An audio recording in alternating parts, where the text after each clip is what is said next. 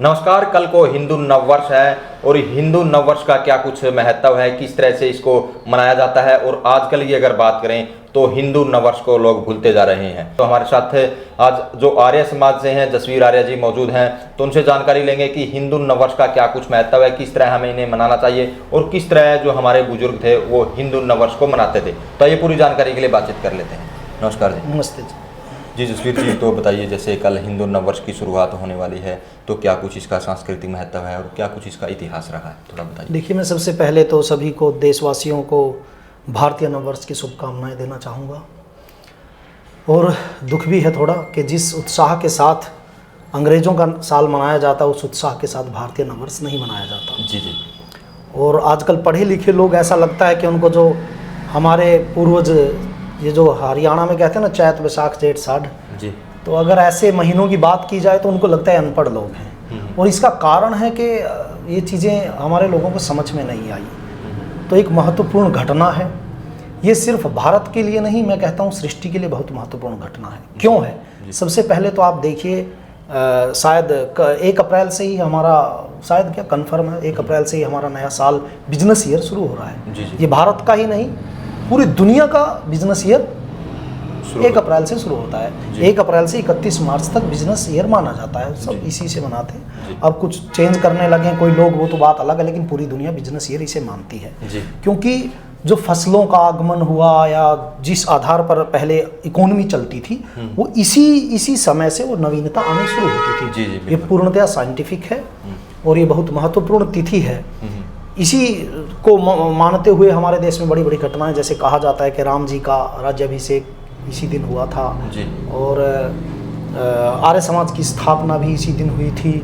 और बहुत लोग नहीं मानेंगे, लेकिन ये कहा जाता है कि सृष्टि की जो रचना हुई थी वो भी इसी दिन हुई थी। तो ये बहुत इम्पोर्टेंट और महत्वपूर्ण वर्ष है। और ये हम जो मानते हैं, जो सनातन संस्कृति को या वैदिक संस्कृति को मानने वाले लोग हैं, कल सृष्टि की रचना को, मतलब जो सृष्टि संवत जिसे कह सकते हैं, वो 1,96,08,53,126वां वर्ष कल से शुरू हो जाएगा। और इसका कलयुग का 5,126वां वर्ष कल से शुरू हो जाएगा जी। और विक्रमी संवत महाराजा विक्रमादित्य के बाद से जो दोबारा से शुरू की गई थी, उसका 2082वां जो साल है वो कल से शुरू हो जाएगा। इसकी शुभकामनाएं मैं देशवासियों को देता हूँ बहुत बहुत जी। तो क्या कुछ, जैसे अगर आजकल की बात करें तो अंग्रेजी नववर्ष तो सभी मनाते हैं, लेकिन हिंदू नववर्ष को भूलते जा रहे हैं। देखिए, इसका एक तो सबसे बड़ी बात है, एक बहुत बेहतरीन तरीके से इसके प्रचार की ज़रूरत है और आप जैसे साथियों की भी ज़रूरत है। मैं अक्सर इस पे जैसे हमारा देश है, अभी हम जनवरी फरवरी पे काम करते हैं, सारे देश की पूरी उस पे देश की इकोनॉमी जो या फिर जो वित्तीय जो योजनाएं हैं वो इसी साल को देखते हुए की जाती हैं। मैं कई बार बड़ा अपने, जैसे हम किसान की पृष्ठभूमि से जुड़े लोग हैं, देश में एक तरह से पूरी खेती में बदलाव हुआ है, तो मैं अक्सर अपने साथियों से, जो अपने भाई हैं, आसपास के लोगों से बात करता हूं कि खेती में हमें नए, जो पुराना हमारा साल है, जो ये साल है, इसके आधार पर हमें खेती पे चीज़ों को देखना चाहिए, कब फसल बोनी है। हम अक्सर परेशान रहते हैं कि कभी बरसात आ गई, कभी जो कुछ हो गया। एक बार की, कई साल पहले की बात है कि वो मतलब नया साल पे ये कहा गया कि गेहूं अब की बार लेट है। जी जी, ठीक है। और अब की बार भी कहा जा रहा है कि ऐसा ही चल रहा है, लेकिन नया जो फसल पकती है, जो जैसे देखिए हमारा साल कैसे बदलता है। चंद्रमा फसलों को पकाने के लिए, साइंस भी मानती है कि फसलें या फल या जो भी है चंद्रमा के प्रकाश में बहुत मीठी होती है जी। जो हमारा साल ये जो चलता है या महीने जो चलते हैं हमारे, वो वैसे ये जो है हमारा सौर वर्ष है, सूर्य के आधार पर ये वर्ष बदलेगा। और हमारे जो महीने हैं देखिए वो चंद्रमा के आधार पर बदलते हैं। चैत्र और जो महीने, देसी महीने हम गिनते हैं इनको, 15 दिन अंधेर होता है, 15 दिन कृष्ण पक्ष या शुक्ल पक्ष कहिए, तो उस आधार पर सारा साल चलता है। एक बहुत थोड़ी सी मुश्किल सी साइंस है, बुद्धि की ज़रूरत है इसमें, और इंटेलिजेंट बच्चे ही समझ पाते हैं, इसीलिए इसमें दिमाग इतना नहीं लगाते। जो जैसे चंद्रमा अपना एक चक्कर पूरा करता है धरती का, उस महीना पूरा हो जाता है जी। तो मैं अक्सर कहता हूं कि हमारी इन चीज़ों को समझते हुए ही हमें फसलों पर काम करना चाहिए। फसलों में कब बोनी है, कब वो कटाई करनी है। लेकिन दिक्कत ये, हमारा देश की जो सारी कल्चर है या देश की जो जो वातावरण है वो हमारे साल पे आधारित है, लेकिन हम सारी चीज़ें जनवरी फरवरी के आधार पर करते हैं। इस कारण बहुत सी चीज़ें गड़बड़ाई हुई हैं। इस पर चाहे हमें समाज लेवल पे कहीं या राजनीतिक लेवल पे भी हमें सरकारों को इस पर काम करना चाहिए, रिसर्च करनी चाहिए। क्या फसलों की जो बिजाई है, कटाई है, वो अंग्रेजी महीनों के बजाय हमारे भारतीय महीनों के आधार पर हो तो ये बहुत बेहतर है। दूसरा, ये एक चीज़ देखिए आप, अक्सर एक चीज़ कही जाती है, जैसे कल सूरज जब सुबह 6 बजे निकलेगा तो आप एक चीज़ कीजिएगा, कहीं भी आप अपने घर पे जहाँ सूरज की पहली किरण होगी तो आप निशान लगा लीजिएगा जी। और फिर अगले साल इसी दिन जब 6 बजेंगे तो वो निशान को चेक कीजिएगा, वहीं सूरज की किरण आएगी। अच्छा। लेकिन आप जनवरी में ऐसा करके देख लीजिएगा, बिल्कुल नहीं होगा जी, सब अलग होगा। ये बहुत साइंटिफिक तरीके से हमारे लोग बहुत विद्वान होते थे, मतलब हमारी काल गणना बहुत रिच होती थी, बहुत उन्नत होती थी। ठीक, क्या करें, देश हजारों साल तक गुलाम रहा, ये चीज़ें नहीं हो पाई। मैं तो एक दिन एक पुस्तक पढ़ रहा था कि वो अलबरूनी का भारत, बहुत महान बड़ी पुस्तक मानी जाती है इतिहास के, उसमें महान तो मैं नहीं कहूँगा, चलो बड़ी पुस्तक मानी जाती है, क्योंकि वो गजनवी के समय इस देश में आए थे अलबरूनी, उन्होंने पुस्तक लिखी थी अलबरूनी का भारत। और उस पुस्तक को मैंने बड़ी ढूंढ ढांड के वो इंटरनेट से डाउनलोड की और वो पढ़ रहा था 2 साल पहले। तो उसमें वो कह रहे हैं कि भारतीय लोग कैसे हैं, ये अनपढ़ हैं, ये धरती को गोल बताते हैं। जी जी। 1000 साल पहले की बात है ये, मतलब 1000 साल पहले अलबरूनी कह रहा है भारतीय लोग अनपढ़ हैं, ये धरती को गोल बताते हैं। 1000 साल पहले, और आज सारी दुनिया धरती को गोल बताती है जी। हम धरती को गोल बताने की जो हमारी योग्यता थी वो इस साइंस के आधार पर थी। हमारी काल गणना, हमारा साल, हमारे महीने, हमें पता था कितने दिन में धरती का चक्कर पूरा होता है, सूरज के चारों तरफ कितने दिन में चंद्रमा का चक्कर पूरा होता है। तो मेरे कहने का जो मतलब है, जो कल साल बदलेगा, ये पूरी तरह से 100% शुद्ध साइंस पर आधारित है और हमारे लोगों को इसे समझना चाहिए जी। तो फिर लोग इसको भूलते क्यों जा रहे हैं, जब इतना महत्व है, सभी चीज़ें इनसे जो हिंदू नववर्ष के हिसाब से चलती हैं, लेकिन इसको लोग भूलते जा रहे हैं। और जो अंग्रेजी नववर्ष है उसको बड़ी धूमधाम से मनाते हैं, ढोल बजाते हैं, पटाखे बजाते हैं और एक दूसरे को बधाई भी देते हैं। कल ऐसा कुछ मेरे ख्याल में बहुत ही कम देखने को मिलता है। देखिए, एक चीज़ है, हमारी संस्कृति के लिए एक सबसे बड़ी जो समस्या खड़ी हो गई, अंग्रेज़ों ने एक चीज़ के साथ खेला, बिजनेस के साथ, मतलब बाजार के साथ वो खेलते हैं। जब नया साल आता है तो बाज़ारों में रौनक खड़ी कर दी जाती है और पूरी तरह ऐसा वातावरण बना दिया जाता है, जो व्यक्ति नहीं भी मनाता है उसको भी नववर्ष की हार्दिक शुभकामनाएं और सारी चीज़ें दी जाती हैं।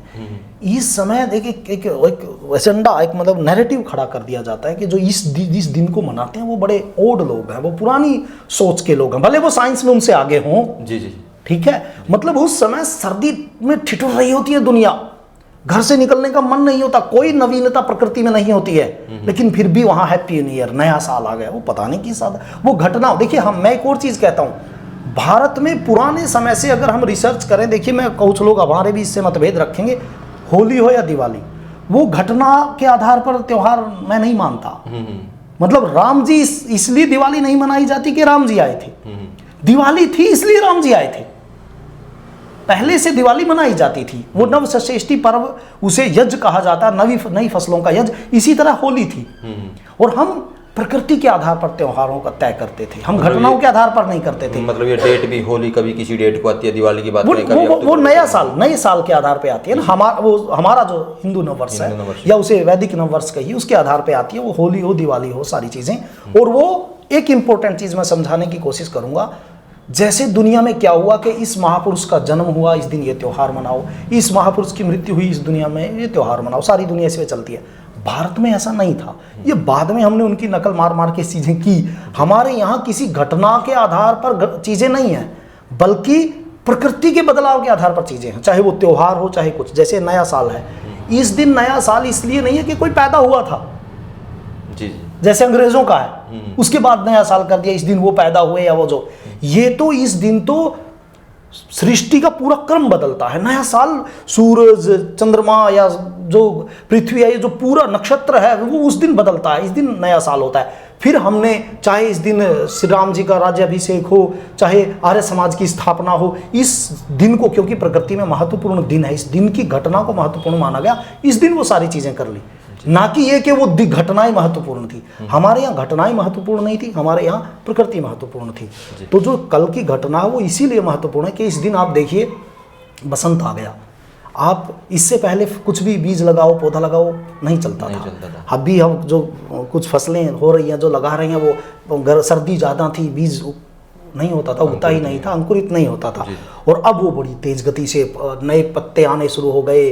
और हम सब भी, हमारे घर का वातावरण, हमारे शरीर में रक्त का संचार, सारी प्रकृति में नवीनता होती है, इसीलिए नव वर्ष कहा जाता है। जी, तो आप लोग किस तरह से नया साल मनाओगे और क्या कुछ मैसेज कैथल वासियों को या हरियाणा वासियों को दोगे? मैं यही कहता हूँ कि इस दिन नए साल को बड़ी खुशी के साथ हमें बच्चों को बताना चाहिए, इसका महत्व बताना चाहिए। नहीं समझ में है तो पढ़िए, गूगल है आज तो, देश भर का इंटरनेट पे पढ़ा है, पढ़िए, समझिए, अपने बच्चों को इसका महत्व जरूर बताइए कि चैत्र प्रतिपदा के दिन हमारा नया वर्ष शुरू होता है।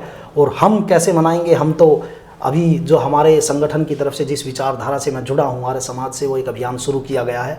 कल हजारों परिवार टारगेट किए गए हैं, कई हजार परिवार हरियाणा भर में और आसपास, जैसे दिल्ली, उत्तर प्रदेश, हर जगह। और हमारी सारी टीमें लगी हुई हैं। इस दिन, सुबह का दिन, सब अपने अपने घर में यज्ञ करेंगे, मिठाई बांटेंगे, अपने घर वालों को बताएंगे आज नया साल है। और कई दिन से हमारी टीमें नए यज्ञ कुंड बनवाकर लगातार सारे डिस्ट्रिक्टों में इधर उधर सप्लाई किए जा रहे हैं। मतलब वो बताया जा रहा है कि यज्ञ की जो व्यवस्था है बड़ी बढ़िया तरीके से, वो यज्ञ कुंड में ही यज्ञ किया जाना चाहिए। और यज्ञ को सिखाया गया है हजारों लोगों को। और कल से ही ये यज्ञ का हम हजारों परिवारों में यज्ञ कराकर इस नए साल को मनाने की हमारी योजना है। जी, तो ये थे हमारे साथ खास बातचीत में जसवीर तंवर जी, जिन्होंने बताया कि किस तरह से कल जो हिंदू नववर्ष की शुरुआत होगी उसका क्या कुछ महत्व है और किस तरह से आप लोगों ने मनाना है। तो इस वीडियो को ज़्यादा से ज़्यादा शेयर करें, लाइक करें, कमेंट करें, ताकि ज़्यादा से ज़्यादा लोगों तक यह मैसेज पहुँच सके।